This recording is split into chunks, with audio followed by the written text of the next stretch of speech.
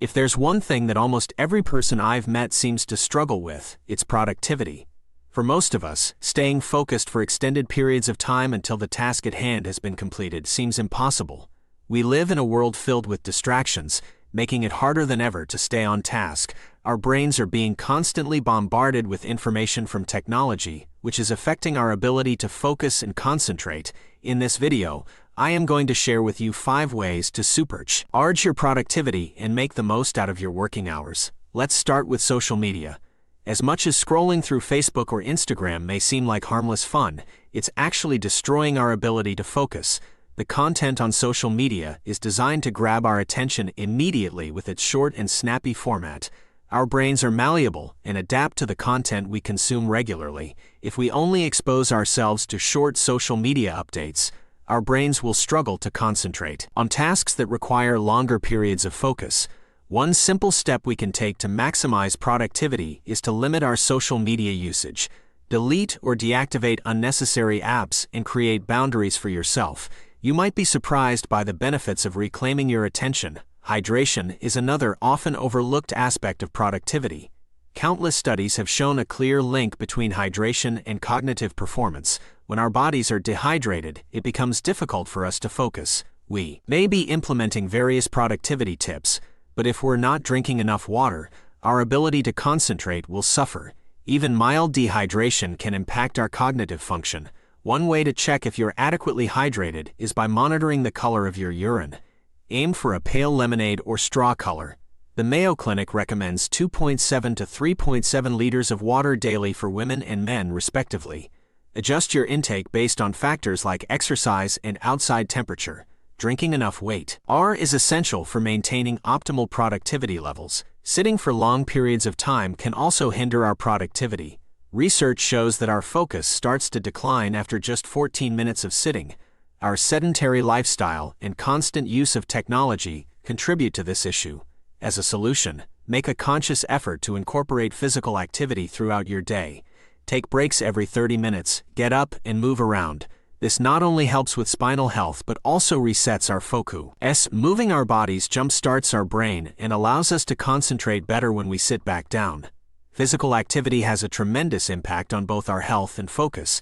Now let's talk about the impact of clutter and mess on productivity. If you're working in a messy environment, it can significantly affect your ability to concentrate. Multiple visual stimuli competing for your attention make it harder to focus on one task. Taking the time to clean and organize your workspace can work wonders for your concentration. Studies have confirmed that a tidy workspace promotes better focus and productivity. So, declutter your office and create an environment that facilitates clear thinking. Lastly, finding and maintaining a state of flow is crucial for productivity. Flow is that magical state of mind in which everything seems effortless and ideas flow freely. To enter this state, it's important to be passionate about the work you're doing. Find tasks that stimulate you and align with your interests. Once you're engaged in a task, you'll face the challenge of pushing past distractions and the temptation to procrastinate. Those initial moments of focus are critical. Once you get past them, your concentration will gradually improve, leading to a state of flow. Stay committed to the task and avoid giving in to distractions. Finding and staying in the flow state enhances both the quantity and quality of your work. Increasing productivity is not an impossible task. It requires making simple changes and being mindful of your habits. Limiting social media usage, staying hydrated, incorporating physical activity, creating an organized workspace, and finding flow are all steps that can boost your productivity. By implementing these tips, you'll be able to remain focused, meet the demands of each day, and achieve your goals. Now, it's time to take action.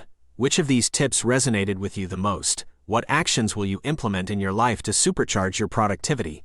I'd love to hear from you in the comments below. And if you found this video valuable, consider supporting our channel by giving a tip proportional to the value you received. The link can be found in the description. Your support helps us continue creating more content like this. Don't forget to subscribe, like this video, and hit the notification bell so you never miss an update. Thank you for watching, and until next time, stay productive and make the most out of each day. Have you ever wondered why it's so easy for other people to be productive? Have you ever felt motivated to do certain things, only to have that drive dry out within a few days? Have you ever felt discouraged or frustrated when the people around you discuss their goals and how they've accomplished so much, while you're still struggling to make progress? If you've answered yes to all of these, then you're in the right place. In an article by Lisa Feldman Barrett for the New York Times, she explains that you tend to feel tired and frustrated when you increase activity in your brain. Hard work often makes you feel bad in the moment, and you might think to yourself, I am never doing this again. It's way too hard. Instead of challenging your brain, you start doing things that make you feel comfortable or things that are easy. And then you wonder why you're incapable of focusing on your daily work. You've trained your brain to like comfort, but discomfort is where growth happens. So what's the root of the problem? How often do you check social media? Is it easy? Probably. It's effortless to spend hours scrolling through Instagram or Twitter, refreshing the feed multiple times despite seeing everything there is to see.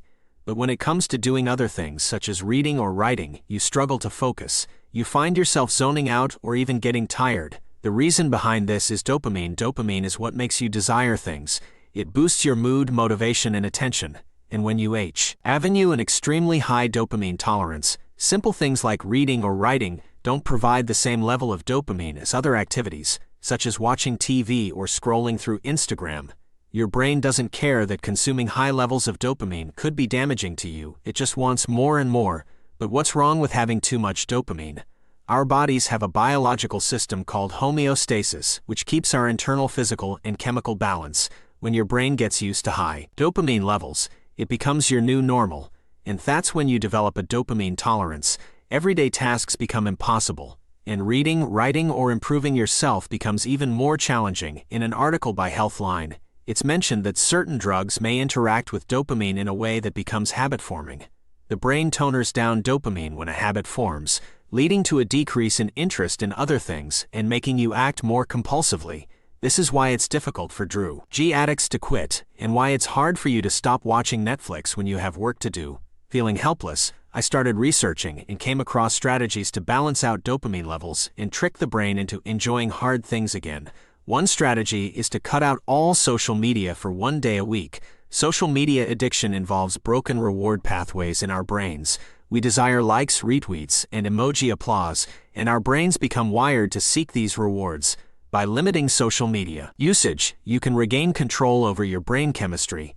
Another strategy I've found useful is considering the costs of inaction. Instead of solely focusing on the potential gains from doing something, think about the repercussions of not doing it. By keeping the things you don't want in mind, such as not having incredible connections in your life or not going after your dreams, you develop a focus on the potential losses you might experience. This can be a powerful motivation mechanism. It's not a sigh to accept that something as minor as social media can affect your work ethic and ability to take on challenges. But gaining self-awareness is the first step in turning the tables. If you want to see a drastic and positive change in your life, you'll have to go out of your comfort zone and cut out the things that hinder you. It won't be easy, but the rewards are worth it. Good luck on your journey to reclaiming control over your mind and increasing your productivity. Subscribe, like, and hit the notification bell so you don't miss out on more valuable content. And if you found this video valuable, consider giving a tip proportional to the value received. The link can be found in the description. Now, ask yourself, what actions from this video are you going to implement in your life? Over the past year and a half, many of us have experienced the challenge of balancing our work and personal lives. With the lines between work and home becoming blurred, it can feel like we're living at work rather than working from home. As we juggle the demands of our jobs, relationships, family, friends, relaxation, and exercise, it's easy to feel overwhelmed and unsure of how to prioritize our tasks. That's where the Eisenhower matrix comes in. Originally created by President Dwight Eisenhower, this powerful tool helps us prioritize tasks based on their urgency and importance. While it's commonly used in the workplace, I've found it to be incredibly effective for managing all aspects of my daily life. To get started, grab a piece of paper and divide it into 4 quadrants. Label the sections as follows: not urgent, important, not urgent, not important, urgent, important, urgent, not important. These categories will provide a framework for evaluating and organizing your tasks. Now, take a moment to think about all the tasks swirling around in your head and write them down in their respective quadrants. In this context, urgent refers to tasks that must be done today. These are your non-negotiables. For example, one of my urgent tasks is calling my family, as staying connected with them is a top priority for me. As the day progresses, you may need to add or rearrange priorities on your matrix. When time is running low, you'll have to make choices about which tasks to focus on and which to postpone. Personally, I prioritize tasks in the order of urgency, sacrificing those closer to the center of the matrix first. Let's take a look at an example of what my matrix might look like. Not urgent, important, not urgent, not important, urgent, not important, help colleague, grocery shopping, call family, watch soccer game, write report, online shopping, prepare proposal, clean the house, plan vacation, scroll through social, submit presentation, respond to emails. Please note that everyone's priorities will look different, and that's perfectly fine. You may be surprised to see activities such as watching a soccer game listed as urgent for me, but it serves as a way for me to de-stress at the end of the day. Your matrix should represent your own values and needs. It's important to acknowledge that the way you initially imagine your matrix aligning with you, our best self, may differ from the reality of your daily choices. This exercise isn't meant to make you feel guilty or ashamed, but rather to help you bridge the gap between your ideal self and your current actions. Seeing your everyday trade-offs laid out in front of you makes it harder to deny the choices you're making and encourages self-reflection over time. As you notice less movement and adjustments on the page, you'll know that you're living in greater alignment with what truly matters to you. The goal is to find a balance that allows you to focus on the activities and responsibilities that are both urgent and important, while still making time for self-care and leisure.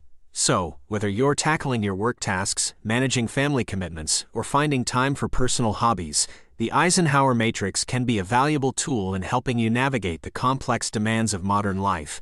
Give it a try and see how it can bring clarity and balance to your daily routine. If you found this video valuable and would like to see more content like this, don't forget to subscribe to our channel, hit the like button, and turn on the notification bell. By doing so, you'll stay up to date with our latest videos and gain access to exclusive tips and insights to help you succeed in all aspects of life. Before we wrap up, I'd like to ask you a question. What actions from this video are you going to implement in your life? Share your thoughts in the comments below, as we'd love to hear from you.